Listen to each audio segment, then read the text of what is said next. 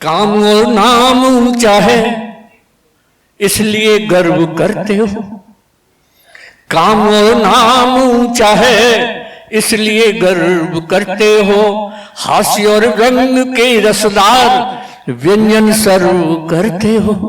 हास्य और व्यंग के रसदार व्यंजन सर्व करते हो। आप कितने सवालों के जवाबों का कलेक्शन हो। आप कितने सवालों के जवाबों का कलेक्शन हो। हम तो आपके चच्चे क्यों डिस्टर्ब करते हो। रिश्ता ये है भैया ईमानदारी का। बहुत अच्छा है, बहुत अच्छे लोग बैठे हैं। अच्छे लोग बैठे रहते तो मन अच्छा लगता है। तो मैं इतना कह सकता हूं साहब, देखिएगा साहब, उम्र तो 85 साल की है, सही कह रहा हूं, लेकिन दिल अब भी जवा है।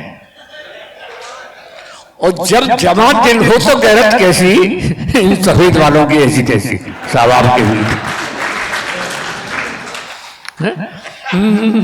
हंसता खिलता बचपन बीता, बीती वो तरुणाई है। हंसता खिलता बचपन बीता, बीती वो तरुणाई है। जीवन भर कालिख धोई जब जरा सफेदी आई है। जीवन भर कालिख धोई जब जरा सफेदी आई है। कुछ भी कर लो ये मन भर लो जब तक जोश जवानी है। किंतु बुढ़ापा तो देखो नवजीवन की अगवानी है। किंतु बुढ़ापा तो देखो नवजीवन की अगवानी है। कितने अच्छे लोग हैं। और अशोक जी कितना अच्छा कार्यक्रम, वाह अशोक जी वाह, कितना अच्छा कार्यक्रम, वाह अनिल जी वाह। और मुख्य अतिथि श्री कृष्ण है तो फिर क्या परवाह। किसको पता है किसकी कितनी उम्र पड़ी है। सर किसी को पता है? किसको पता है किसकी कितनी उम्र पड़ी है। ये जिंदगी है मौत से बेखौफ लड़ी है। ये जिंदगी है मौत से बेखौफ लड़ी है। प्लेटफॉर्म वो परलोक का खाली नहीं अभी। मेरी जिंदगी की ट्रेन आउटर पर खड़ी है। मेरी जिंदगी की ट्रेन आउटर पर खड़ी है। और क्या सोचते हो मुझ में कॉन्फिडेंस नहीं है। उम्र 85 साल की है लेकिन कॉन्फिडेंस भी अभी बरकरार है। क्या सोचते हो मुझ में कॉन्फिडेंस नहीं है। और वक्त पहचानने का सेंस नहीं है। और वक्त पहचानने का सेंस नहीं है। कॉन्फिडेंस भी है, सेंस भी है, वैलिडिटी भी है, पर क्या करूं इस उम्र में बैलेंस नहीं है। क्या करूं इस उम्र में, जरा बैलेंस थोड़ा सा कर दीजिए। तालियों का बैलेंस हो जाए तब बढ़िया, जोरदार तालियां बन जाए। क्या साहब वंश मोर तो आइए, कोई बात नहीं है, वंश मोर भी होगा। सुनिएगा पहले, दरअसल मैं तो एक अध्यापक रहा हूं साहब, एक प्राइमरी में अध्यापक रहा। बहुत ज्यादा, आप तो प्रिंसिपल रहे, मैं तो प्राइमरी में अध्यापक रहा। और 50 साल पहले की बात जब आज याद करता हूं तो मुझे बड़ी हंसी आती है। कक्षा 2 में मात्रा सिखा रहा था। मात्रा सिखाने के बाद जब मैंने पूछने का क्रम शुरू किया, मैंने कहा बताओ लड़की इसमें छोटी की मात्रा लगेगी बड़ी की लगेगी। कोई नहीं बोला। मैंने क्या तुम्हें अभी तो बताया था। एक खड़ा होकर बोला, मां साहब पहले लड़की दिखाओ, छोटी होगी तो छोटी की मात्रा लाएंगे और बड़ी होगी तो बड़ी की मात्रा लाएंगे। फिर मैंने पूछ लिया कि रामनवमी क्यों मनाई जाती है। बोले मां साहब जब श्री रामचंद्र जी 8वीं पास करके 9वीं में आए तब से रामनवमी मनाई जाती है। फिर मैंने पूछा, एक बेटी का जवाब देखेंगे आप। मैंने पूछा, राम जी बन गए ये तो ठीक है, लेकिन संग संग सीता जी गई, इसमें क्या सीख है?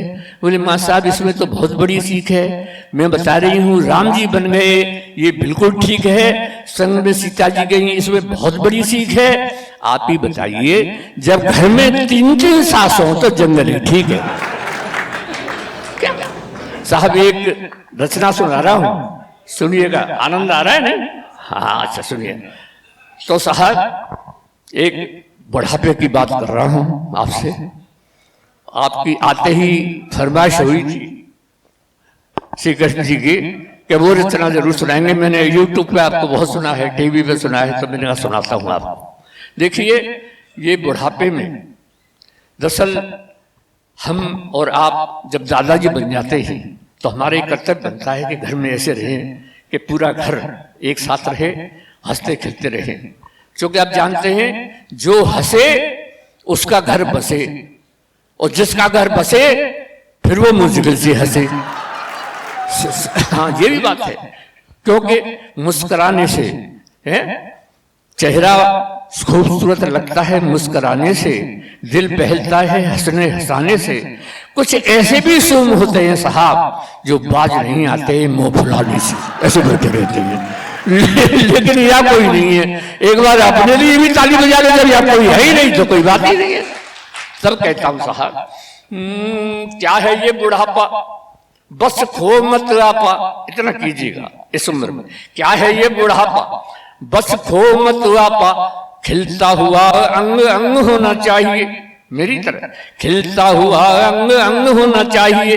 बहू और बेटों के रंग में करो ना भंग, टाइम पास करने का ढंग होना चाहिए। बहू और बेटों के रंग में करो ना भंग, टाइम पास करने का ढंग होना चाहिए। और भी अगर आपको इज्जत बनानी है और बढ़ानी है तो इतना और कर ले, हमारा क्या जाता है कि हाँ में हाँ मिलाते रहो। सर क्या करें, हाँ भैया ठीक है सर, काय को झगड़ा करे, हाँ में हाँ मिलाते रहो और चकमाल खाते रहो। खाना तो जो है बहू ने बनाया है, तुम तारीफ कर दे चलो और ज्यादा अच्छा मिलेगा।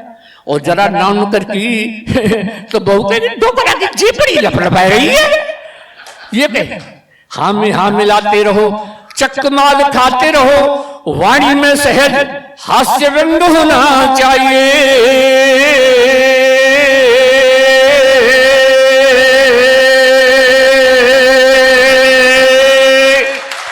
ये बुद्धा वाणी में सहज हास्य व्यंग होना चाहिए।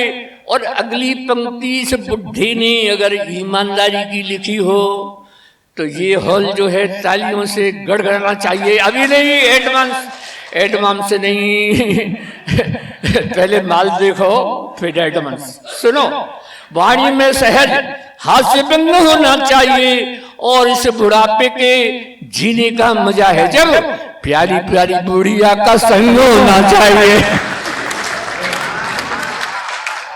मैं सही कह रहा हूँ?